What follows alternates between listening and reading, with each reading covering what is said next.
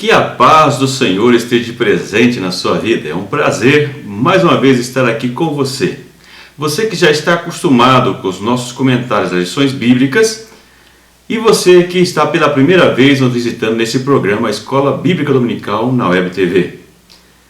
Pela primeira vez, estarei comentando aqui com você como comentarista oficial da CPAD. Para mim, isso é um privilégio, ter sido convidado para fazer parte da equipe seleta de comentarista da CPAD.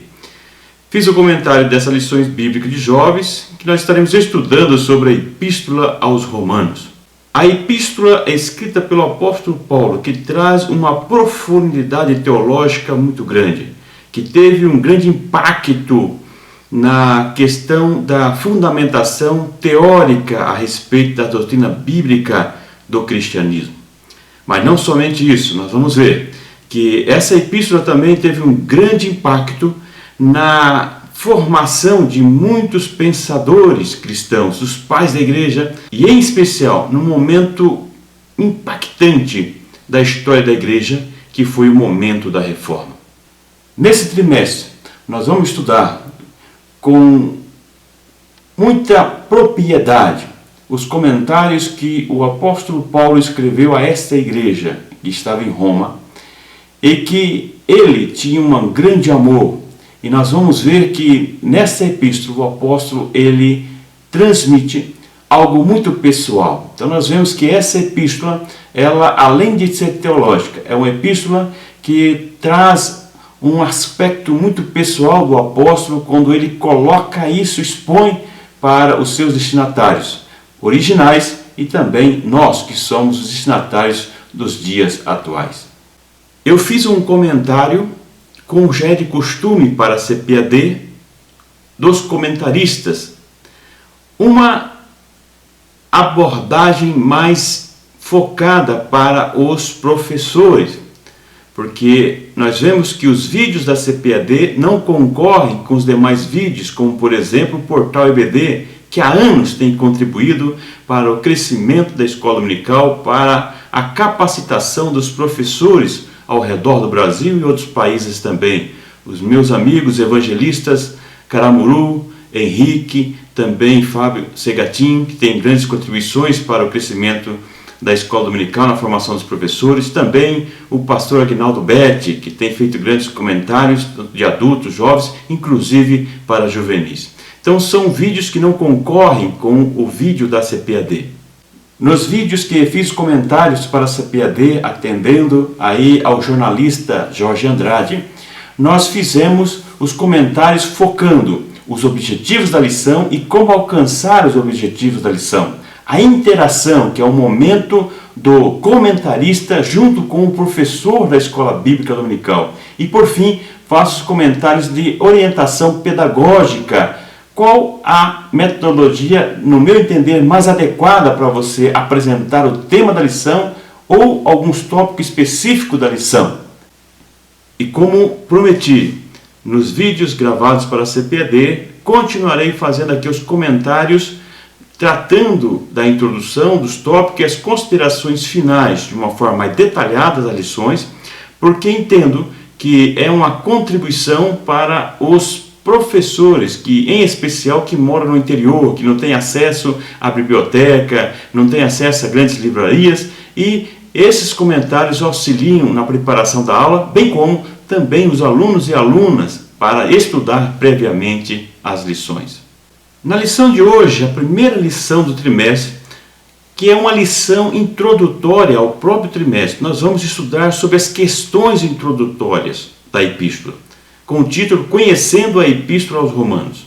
Nessas questões introdutórias nós vamos analisar quem foi o autor da epístola, a questão da comunidade judaica em Roma é uma parte importante para nós abordarmos nessa primeira epístola, porque tem um impacto na própria epístola do apóstolo Paulo, a comunidade cristã em Roma e, acima de tudo, a cidade de Roma. Algumas informações que são importantes para nós entendermos no decorrer da epístola, mas não somente isso, qual o propósito, por que o apóstolo escreveu essa epístola? E também nós vamos ver nas questões das saudações do apóstolo onde ele traz aí também algumas informações que são importantes para nós entendermos qual era o estado em que estava o apóstolo ao escrever essa epístola. Vamos então ao primeiro tópico, que trata da questão da autoria, data, o local, onde foi escrito a carta, e também o local dos destinatários da carta, a comunidade judaica, a comunidade cristã em Roma e a cidade de Roma também. A autoria paulina da epístola aos Romanos é praticamente inquestionável. Nós vemos que mesmo os críticos literários defendem a autoria paulina. Nós vemos isso para a Epístola aos Romanos, as duas Epístolas aos Coríntios e também Gálatas, que nós vemos pouca contestação em relação à autoria.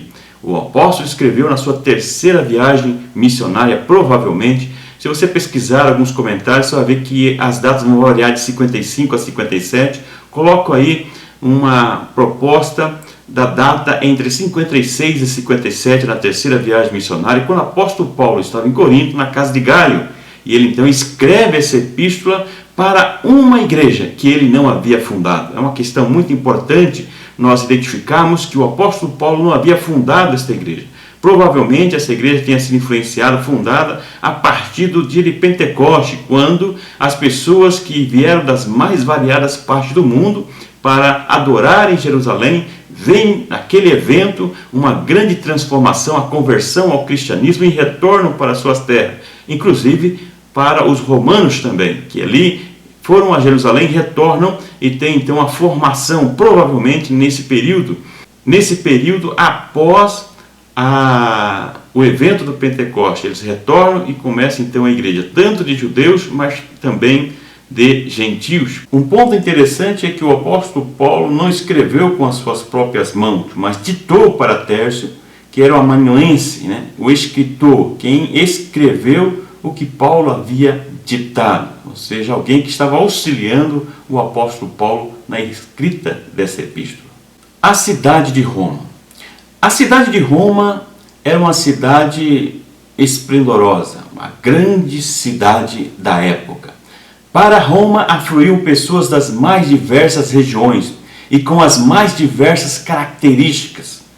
Era uma cidade em que existia uma grande diversidade, tanto de nacionalidades, pessoas das mais diversas nações que iam para Roma, como questões de cor, gênero, questão de formação social, classe social. Tinham tantas pessoas da alta elite com um grande número de escravos para manter aquela cidade, que era uma cidade onde as pessoas tinham o interesse de visitar e também de morar.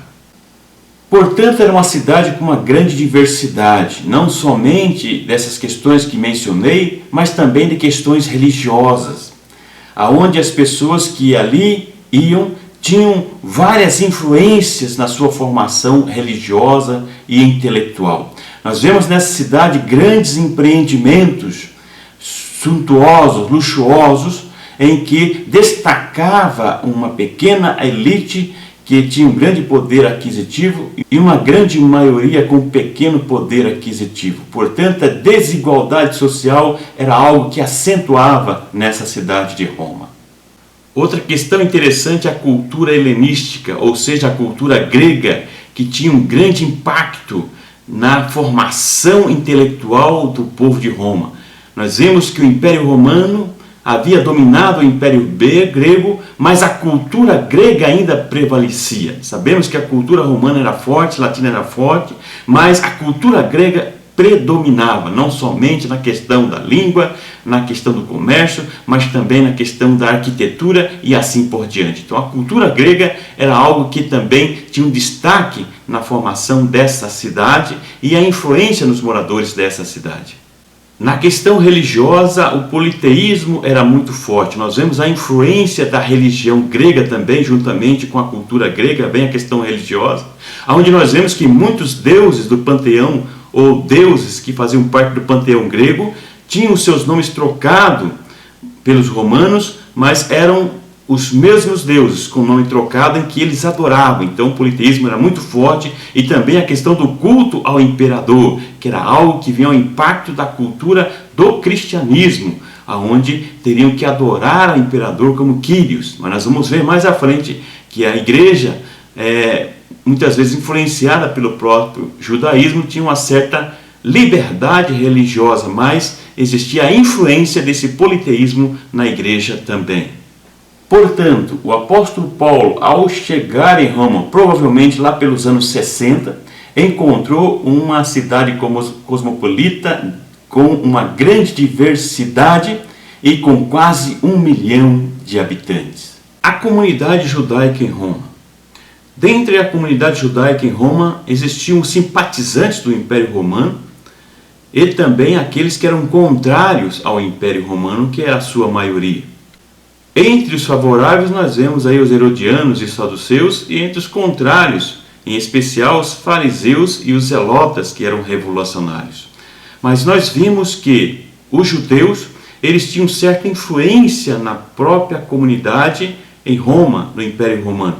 Nós vemos que eles foram levados provavelmente em 61 por Pompeu, na guerra em que eles tiveram com o Império, com a Palestina, e levou muitos escravos, muitas pessoas que foram levados como prisioneiros de guerra e transformados em escravos para Roma. Então, provavelmente, nesse período, em 61 a.C., foi o momento em que vários judeus foram levados para Roma, onde se fortaleceu essa comunidade da diáspora, também em Roma, a exemplo de outras cidades que nós vemos a diáspora judaica também, ou seja, a dispersão judaica. Então, provavelmente, em 61 a.C., levados por Pompeu, quando se formou essa comunidade judaica. É uma comunidade que foi se fortalecendo. E provavelmente a igreja também ela tenha tido uma influência das sinagogas na sua formação inicial. Portanto, inicialmente, uma grande maioria de judeus que haviam se convertido ao cristianismo. A arqueologia ajuda a demonstrar que existiam essa grande influência judaica na cidade, com pessoas nas mais variadas faixas etárias e também sociais, pessoas com influências e também com seus nomes já latinos, mas judaicos, judeus com os nomes latinos. A arqueologia comprova isso na questão dos túmulos dos judeus que ali foram descobertos, e nós vemos que esses judeus também recebiam um certo privilégio como uma religião permitida, portanto, podendo ter as suas próprias leis, desde que não impactasse na lei romana. Eles tinham a liberdade para os seus costumes, inclusive para o tribunal dentro da própria igreja judaica, da religião judaica em Roma, desde que não prevalecesse sobre a lei maior romana. Inclusive a questão de morte não era permitida, decisões sobre morte das pessoas, mas julgamentos da questão religiosa. Nós vemos que desde a época de Jesus existia essa liberdade dada aos judeus, mesmo fora de Roma e aqui em Roma também. Então, uma influência muito grande dos judeus na cidade de Roma. A influência judaica era tão grande que era o principal reduto, ou seja, o maior centro judaico no primeiro século era em Roma. Você vê como que essa comunidade judaica tem uma influência em Roma, o que nós vamos ver que vai impactar também na igreja. Mas um fato marcou a questão da formação judaica em Roma. Em 49 depois de Cristo, nós vemos o decreto do imperador Cláudio, quando nós vimos algumas insurreições, talvez até influenciada pela questão da comunidade que existia também em Alexandria. Nós vemos uma preocupação do Império Romano expulsando os judeus de Roma em 49. Foi nesse período que nós vemos que os gentios da igreja se tornaram maioria e foi aumentando e tendo uma influência muito grande, ao ponto que quando o apóstolo Paulo escreveu, a maioria da composição da igreja já era gentia. É o que nós vamos ver mais à frente sobre isso. Os destinatários e o propósito da epístola aos Romanos. Os primeiros 7 versículos da epístola, nós vemos o apóstolo Paulo deixando bem claro quais eram os seus destinatários. à comunidade cristã em Roma.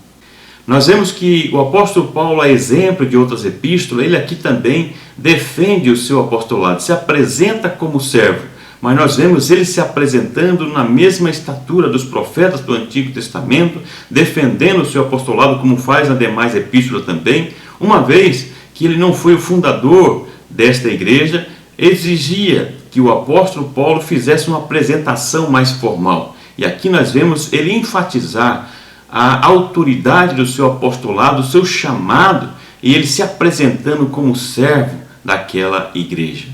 E o apóstolo, a exemplo, como já disse, de epístolas anteriores, ele coloca aqui o seu apostolado recebido diretamente de Jesus, que era uma forma de credenciar a seus próprios escritos, como nós vemos na formação do cânon. É o respeito da autoridade daqueles que tinham uma relação com Jesus. Nós vemos que o apóstolo Paulo não esteve junto com os apóstolos com Jesus, mas ele teve encontro em Damasco e nós vemos como ele relata que ele recebeu do próprio Senhor Jesus. Esse fato do encontro de Jesus com o Cristo ressurreto é muito importante para dar autoridade para os escritos canônicos atribuídos ao apóstolo Paulo. A comunidade cristã em Roma. Como já mencionei na introdução, provavelmente essa igreja se formou com o retorno, em especial dos judeus do dia do Pentecoste, que ali presenciaram aquele grande evento, tiveram suas vidas transformadas e ao retorno, então começaram a fundar essa comunidade cristã em Roma. Então nós vemos que no início houve um grande impacto na questão da influência das sinagogas, os judeus dentro das sinagogas, e nós vemos que depois provavelmente houve essa separação, porque os judeus que continuavam na religião judaica não aceitariam esse comportamento. Vemos aí essa separação, mas no início nós vemos essa importância da sinagoga nessa formação dessa comunidade inicial. Conforme já mencionei também a questão do decreto do imperador Cláudio, nós vemos então que mudou a composição da igreja, onde os gentios se tornaram a maioria com a expulsão dos judeus, que depois se retornaram, como Priscila e Áquila, que também foram expulsos, e quando Paulo escreve, eles já estavam novamente nessa comunidade, mas agora a maioria era composta de pessoas gentias que haviam se convertido ao cristianismo.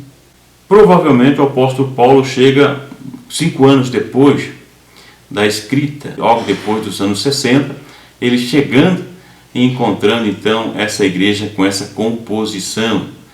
O apóstolo Paulo, que tinha ansiedade, ele coloca, de conhecer a igreja em Roma. O propósito da epístola. Eu apresento 4 possíveis propósitos da epístola, como propósito missionário, doutrinário, apologético e prático.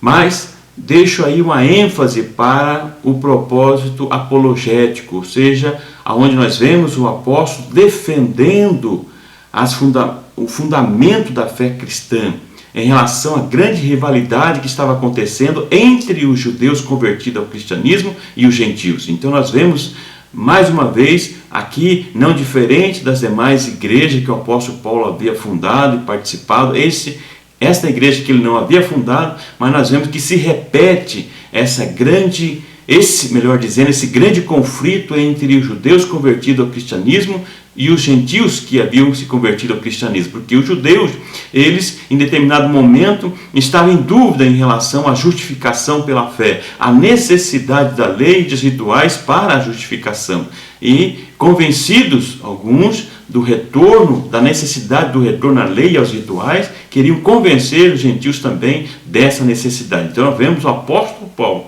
trazendo aí o grande tema da epístola, que é a justificação pela fé, numa maneira de trazer para os judeus convertidos ao cristianismo o fundamento que traz a justificação pela fé e não por obras meritórias, como nós vamos ver nas demais lições que nós vamos estudar nessa epístola. Então é importante nós entendermos a composição da igreja, para nós entendermos também o propósito do apóstolo Paulo, que esse principal, que é o propósito apologético, ou seja, a defesa da fé cristã, a defesa da base da justificação por meio de Cristo, aonde o ser humano alcança a graça, alcança a justificação, a reconciliação com Deus. A gratidão do apóstolo Paulo e a justiça de Deus. Então nós vemos no primeiro item Paulo agradecendo pela comunidade cristã em Roma. Conforme já mencionei, o apóstolo Paulo não foi o fundador da igreja, mas ele demonstra um grande amor por essa igreja. Interessante que o apóstolo Paulo ele invoca o próprio testemunho de Deus para demonstrar o amor e a gratidão que ele tinha por aquela comunidade que havia conhecido o Evangelho e que tinha uma grande contribuição para o reino de Deus. Ele invoca o testemunho do próprio Deus. E ele fala repetidas vezes do grande desejo que ele tinha de conhecer pessoalmente aqueles irmãos que estavam ali em Roma. Provavelmente não tinham nenhum dos grandes líderes da igreja, porque nós vemos que ele traz essas orientações doutrinárias, questão apologética, porque ali não tinha pessoas para orientar e para ajudar nesse conflito da igreja. Mas nós vemos o grande amor que o apóstolo Paulo demonstra por essa comunidade em Roma. E aqui o apóstolo Paulo traz um grande exemplo, porque ele demonstra o seu amor, a sua gratidão por aquela comunidade, independente de nacionalidade, de classe, de distinção, mas respeitando a diversidade naquela igreja. E mesmo, como já disse, não sendo uma igreja formada por ele, ele demonstra o amor individual e coletivo por aquela comunidade, individualmente pelas pessoas, mesmo não sendo uma igreja que ele tenha uma raiz muito forte. Diferente do que muitos líderes dos nossos dias que devem seguir esse exemplo do apóstolo Paulo, mas que infelizmente nós vemos pessoas que estão preocupados em defender o seu próprio nome, o seu status, a sua posição, em vez de priorizar e prevalecer o reino de Deus e glorificar o nome de Deus. Fica aí esse exemplo para os nossos líderes dos dias atuais. O segundo item fala a respeito de Paulo como testemunha do poder do Evangelho através de sua própria vida. O apóstolo Paulo ele era testemunha viva do poder do Evangelho que havia transformado a sua vida. Por isso que ele fala que ele não se envergonha do Evangelho, do poder do Evangelho, ou do Evangelho que é poder de Deus para a salvação de todo aquele que crê. Este Evangelho que havia transformado, mudado completamente a sua vida, ele já não era o mesmo. Esse Evangelho que havia livrado do jugo da lei, dos rituais que ele outrora pela sua vida como principal dos fariseus, ele diz fariseu dos fariseus, ele entendia que era necessário, mas o Evangelho, ele transforma a sua vida e o poder desse Evangelho o liberta dessa opressão, do jugo da lei e dos rituais. Então ele era uma testemunha viva do poder desse Evangelho, da transformação, da libertação que esse Evangelho poderia provocar na vida das pessoas. E nesse momento eu coloco uma questão que nós vivemos nos nossos dias, a proximidade de várias pessoas hoje, a facilidade, vamos dizer assim, das pessoas chegarem à igreja, confessarem-se como crentes, como evangélicos. Hoje parece que é uma moda. Então pessoas que estão aproveitando dessa oportunidade, pessoas que já perderam muitas vezes o próprio prestígio lá na sociedade e acabam vindo para a igreja como uma forma de comércio também, de ganhar no local. É certo que muitas pessoas têm vindo e têm tido a sua vida transformada como exemplos, mas também temos aproveitadores do nosso meio. Precisamos distinguir isso e tratarmos as pessoas conforme a necessidade, conforme vemos a palavra de Deus, para não separarmos prosélitos, pessoas novos convertidos, mas pessoas que demonstram realmente uma vida transformada, pessoas que não se envergonhem do Evangelho e que demonstrem através do seu testemunho, da sua vida, o poder do Evangelho, o poder transformador do Evangelho em suas vidas. Por outro lado, há pessoas que ainda se envergonham de se identificar como evangélicos, como salvo em Cristo Jesus, mas que essa lição possa levar-nos a refletir da nossa responsabilidade diante da sociedade, identificarmos através de nossa vida como testemunho vivo com o apóstolo Paulo do poder transformador deste Evangelho. Por isso que nós vemos no versículo 16 e 17 como um ponto muito forte a questão do poder transformador do Evangelho, que o apóstolo Paulo era uma testemunha viva, importante e com uma autoridade muito grande pela vida que ele tinha agora, depois de transformado pelo Evangelho. E o último item desse terceiro tópico é a importância do verso 17, Romanos 1:17, né, que demonstra a justiça pela fé e o impacto que teve na reforma protestante. Então nós vemos que esse verso 17 teve impacto em vários personagens, como deixo no livro. Se você ainda não adquiriu o livro, é o momento de você adquirir o livro, que vai ajudar bastante para você estudar essas lições bíblicas de jovens.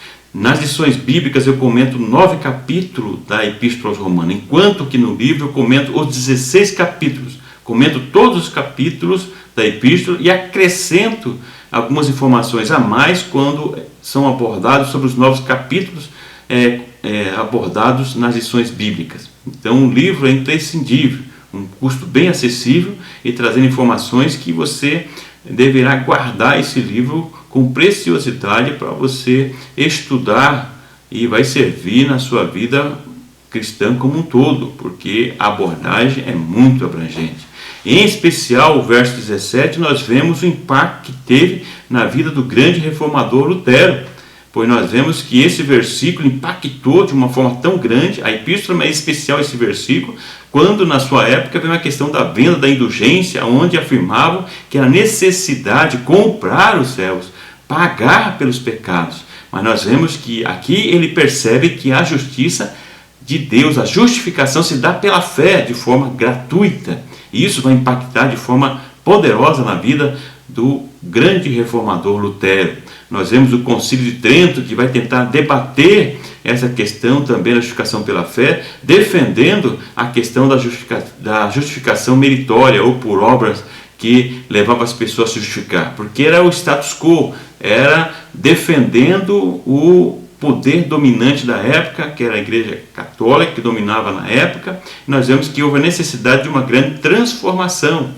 E isso é importante nós abordarmos também, que nos nossos dias, mesmo no meio evangélico, tem pessoas querendo retornar como judeus cristãos para essa questão da lei, ou fazer sacrifício, principalmente por causa da nossa cultura brasileira, em que nós vemos enraizado nas pessoas a necessidade de fazer algo para se justificar diante de Deus. Mas nós vamos ver, durante o estudo dessas lições, que a justificação é pela fé. E esse verso 17, o versículo 17, tem um impacto muito grande na epístola, como texto, o versículo-chave, e também na reforma protestante, na formação das ideias reformadoras de Lutero e dos seus companheiros e sucessores também, na questão da teologia formada a partir dos reformadores.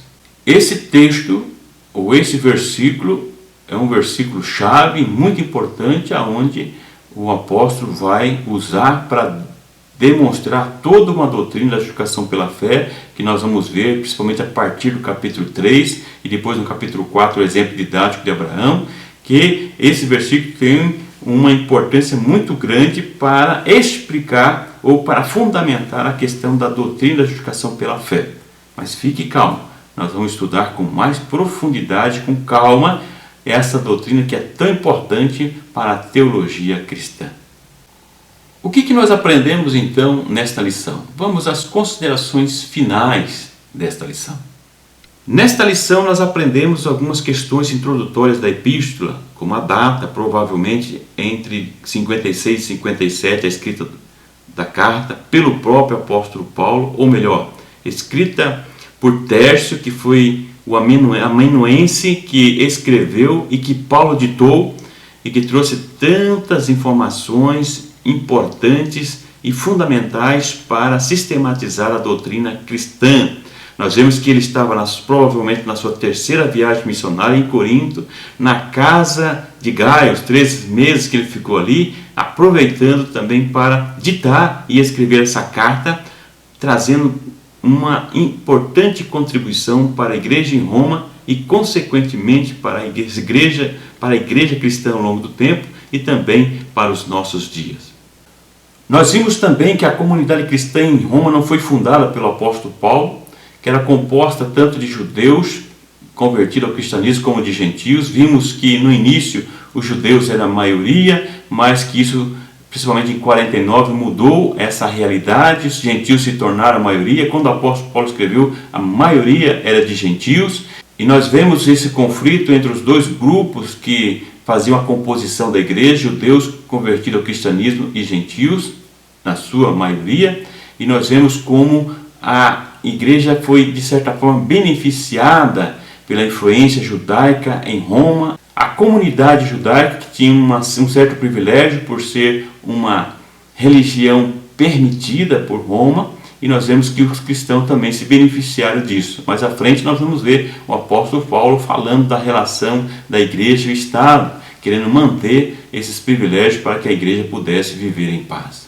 Por fim, nós vimos que o apóstolo Paulo deu um exemplo de gratidão a Deus pela comunidade de Roma, pela justificação pela fé, sendo grato por tudo que Deus havia feito, e vemos como o verso 16, em especial o verso 17, teve um grande impacto na reforma protestante, um impacto na vida de muitos personagens da história da igreja cristã, mas em especial para Lutero, que foi o grande reformador, também os seus companheiros e os sucessores. Então nós vemos que a Epístola aos Romanos, em especial o verso 16 e 17, teve um grande impacto para a reforma protestante e, consequentemente, para a história da humanidade, porque a reforma mudou a história da humanidade.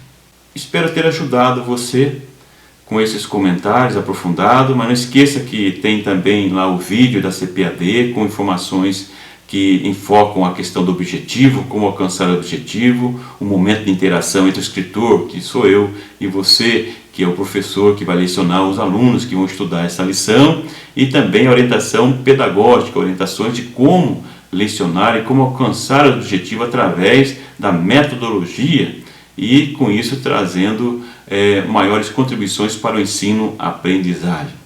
Espero que você tenha gostado dos comentários e espero que você também compartilhe. Se você não se inscreveu ainda no meu canal do YouTube, é o momento. Se inscreva. Entra ali embaixo, inscrever-se, e você vai receber assim que o vídeo for postado, a informação que ele foi postado para você poder estudar as lições bíblicas. Peço que você compartilhe, que você informe as pessoas que não conhecem ainda esse canal, que não conhecem esse programa, a Escola Bíblica Dominical na Web TV. Que o grande e infinito amor de Deus, que a graça e a paz do nosso Senhor e Salvador Jesus Cristo, que a comunhão e a consolação do Espírito Santo esteja com você hoje e sempre. Muito obrigado pela sua atenção. Até o próximo vídeo. Até a próxima aula.